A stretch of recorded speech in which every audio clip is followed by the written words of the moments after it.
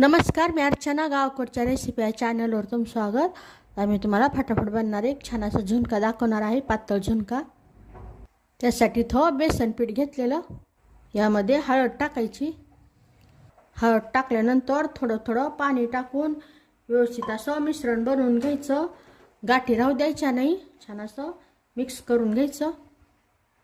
छान असा घोळ तयार झालेला. भांड्यामध्ये तेलामध्ये मोहरी, त्यानंतर जिरे, थोडं लसूण सोलून पाकळ्या सोलून अर्धवट असा कट केलेला, अर्ध्या ठेचून नाही घ्यायचा. लसूण टाकायचं. त्यानंतर बारीक कट केलेला कांदा, लगेच हिरवी मिरची बारीक कट केलेली. सगळं साहित्य व्यवस्थित परतून घ्यायचं. मोठ्या आचेवर कांद्याबरोबर मिरची परतवली जाते.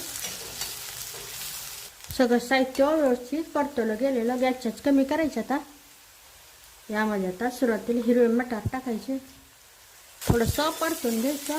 त्यानंतर टमाटर मिश्रण टाकायचं. थोडं बेसन पीठ शिजलं पाहिजे, त्यामुळे आता हे गरजेनुसार पाणी वाढवायचं. चवीनुसार मीठ. 6 मिनिटापर्यंत छान असं गॅसच्यात मंद ठेवून व्यवस्थित असं हलवून घ्यायचं, शिजू द्यायचं. इथं 2 मिनटं झालेले, तर परत 2 मिनटं असं झाकण ठेवायचं. छान असं बेसन पीठ शिजलं जातं. अधूनमधून हलवत राहायचं. 2 मिनटं झालेले. 2 मिनटानंतर परत असं मिक्स करत राहायचं आणि तळाला लागल्याचं काढायचं, बाजूचंही काढायचं.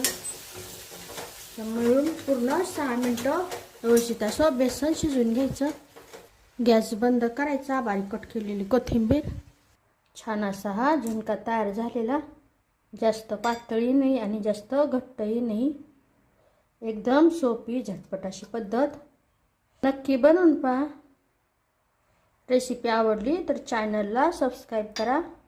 चॅनलवरच्या बाकी रेसिपी जी आवडल्या तर त्यांनाही लाईक करा.